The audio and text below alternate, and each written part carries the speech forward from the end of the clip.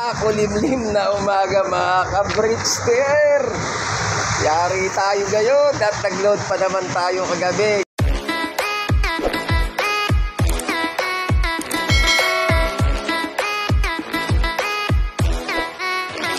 Diyan sa bandang poblasyon San Jose del Monte, Bulacan, sa area ni Sir Michael Taduran. Ayan, siya ang doon tayo nag-load kagabi. 9 wires ang niload natin. Saan pa mga kalapati natin sa truck ng KFPR. Tayo na nga, nag-check ako din sa ni page ni Sir JCB Flyers Loop. At naulan, nandun na yung truck sa Hero na Tarlac. Kaso ngaling naulan dun, grabe, smash. Kaya wala pang update kung anong oras mai-release mga kalapate. Yung mga hindi natin na-load ng mga nakaraang training, isinampa pa naman natin na kagabi. Ubus, pati pantubos. Paano masabi? Bali, first time ko lang rin mag-load doon sa loading station ni Boss Michael Taduran dyan sa bandang San Jose Poblacion. Okay naman. At nakita ko rin yung mga ibang nag-load dyan sa clubs namin dito. Sa bandang Gumao at sa bandang Gaya-Gaya. TDFC. Kila Madam Teresa Ong at Sir Junboy Cabahog at Sir Bon. Yan. At meron din ang release ng ngayon, Talumpit. Ang release ng club ng TDFC, ewan ko, na-release na nila. Sagwa ng palo, no? Grabe. Uy, Diyos ko po, patay tayo dyan. Medyo maambon-ambon na, guys. A few moments later. At ayun na nga, umangat na si Haring Araw, guys. Wala na ring ambon. At wala na ang madilim na kalangitan. Yan, dito sa bandang San Jose del Monte, Bulacan. Nirelease mga kalapate sa Hero na Tarlac around 7:10. Kaninang umaga, guys. Ayan. Ang kaso ay sumali tayo sa palaro nila kila Boss Michael Taduran. Two young birds. Tag team. Ang problema, hindi pa pala tayo encoded sa KFPR. Sakit sa ulo. Expected ko naman na encode na ako. Kung hindi yata naasikaso nung sa nakabili kasi ako ng isang set 5 rings ng KFPR with 50 pesos na sa pag-encode. Matagal na yun, mahigit 2 weeks na yata yun, guys. Kaya kala ko pa naman na-encode na ako. At kaya sumali ko kagabi doon sa palaro. Much later. Time check 8:21 at medyo kumukulimlim na naman. Pabago-bago ang siwalat ng panahon, guys. Tayo na nga, bali kausap na kami ni Sir Michael Taduran dyan sa tinabla muna yung sinali kong dalawang YB at saka tag team dahil ayun nga, hindi nga tayo na encode. Kaya paano tayo makakapag-clock kung sakaling di pa pala tayo na encode. Yun na lang, bali next na palaro na lang ulit natin sasali dalawang kalapati natin, guys. Bali ngayon abang-abang lang tayo ngayon. Medyo masama ang panahon. Sana pala rin lahat ng mga mag-aabang at advance congrats sa mga sumali sa mga muntim patimpalak ng kanilang mga clubs. At sana makawin ng maayos sa tigtas sa ating mga warriors. Yan. At syempre pa, shoutout sa aking mga followers, likers, viewers at subscribers. Shoutout sa aking mga pamilya, kaibigan at mga mahal sa buhay. Hindi ko na po kayo isa-isahin. Love you all. At syempre pa, maraming salamat pa rin po sa patuloy niyong pagsuporta kay Bridgester. Meanwhile, time check 8:40. Ayan na, ongoing na po ang ating live show mga ka-Bridgester. Ayan. Sumama yung panahon. Mukhang mukhang malalagasan tayo ngayong araw na to. Kanya na, okay na Ang ganda na ng rito. Sikat ni Haring Araw, lumiwanag na talaga Pero ngayon, ayun na naman, bigla na naman nagbago yung panahon. Ano ba yan? Time check, 9:10, ayan. Papakain muna tayo. Naglagay tayo ng 4 na takal na maliit. At sa kasamang palad ay naulan na. Ayan, may mga rito, nagdadaanan na. Inabot ng ulan, guys. Sana tumila. Wala pa rin tayong kalapate. Bokya, si Brickster. 9 Warriors, kahit isa, wala pang nakakauwi sa mga oras na to. A few moments later. Ay, sa wakas, nauwian din tayo ng isa. May pumihit. Ito na, naambun pa. Tubos, pati pantubos.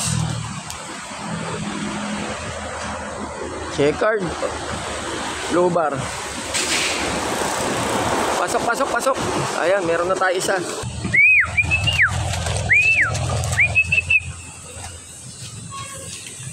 Ito ba yung sinali natin na young bird sa polling? Ano ba? Pakalain mo, napakatibay nito. Siya pa yung nauna anak ni Staffy at ni Janos. Ilang training na hindi ko inanto to na isama dahil nag-going light. Siya pa kayo nauna, ang tibay Naka ano yan, MMFC ring. Tibay mo, brad Daming training, nag-skip ka, tas ikaw pa nauna. Awit sa huming.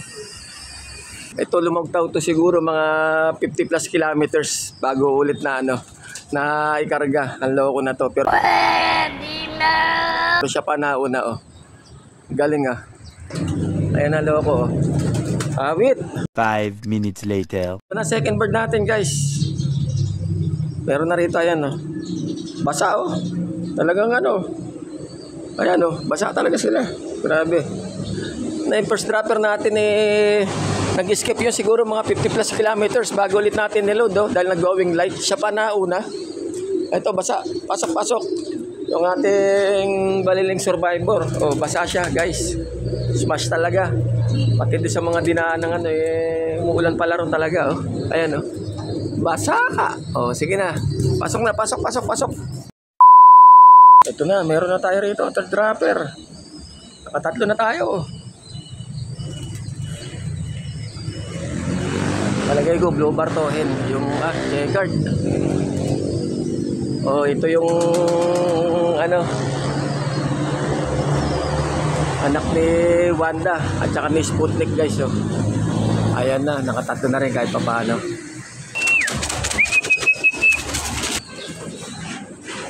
Ayan na. Yan yung naka-YB natin sinali natin sa YB category at saka tag team. Kaso nga lang yun hindi pa pala tayo encoded. Kaya tinabla muna yung ating pagsali sa palaro nila Boss Michael Taduran dyan sa poblasyon San Jose del Monte, Bulacan. Pagkakasali natin. Ayun, lumagpas Sport Bird.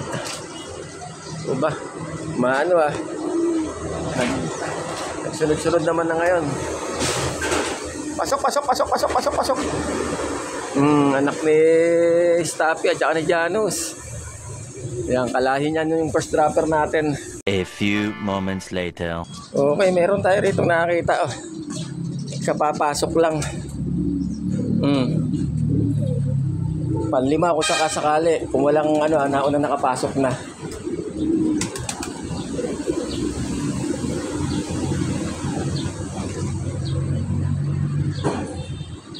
Bali, 4 na lang ang kulang. Kahit pa paano, nadali na lang semi-smash race. Guys, meron na. Basa. Ang kotsa. Yung checkered natin. Alright. 3 na lang. Makakauwi pa yung 3 na yun. Wag lang madidisgrasya. Ayan. Pag tumukod man, wag lang madadaklot. Ni Boy Duck nga. 5 minutes later. Okay, ito. Meron na tayong 7 trapper Ito yung nakapantagting natin at saka YB pooling island dumating.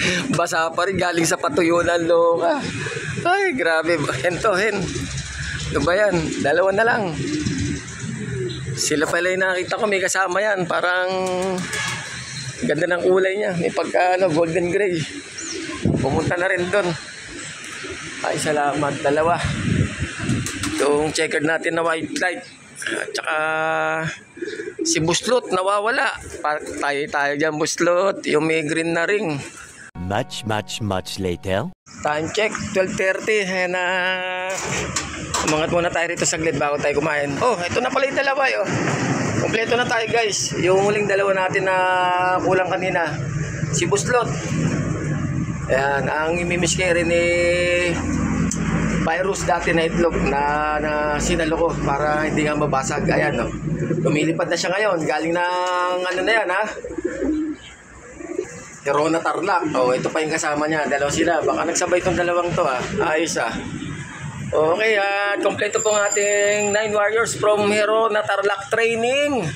Thank you sa club ng NCCC at KFPR. Yan, at nakapag-training tayo ng maayos ngayon. Kahit smash race ang datingan, guys. Semi-smash at masama talaga panahon. Pero nakompleto mga kalapati natin. Okay, sige po at hanggang sa muli. Pakiabangan ang mga susunod na kabanata dito sa Brickster Slope Adventure TV.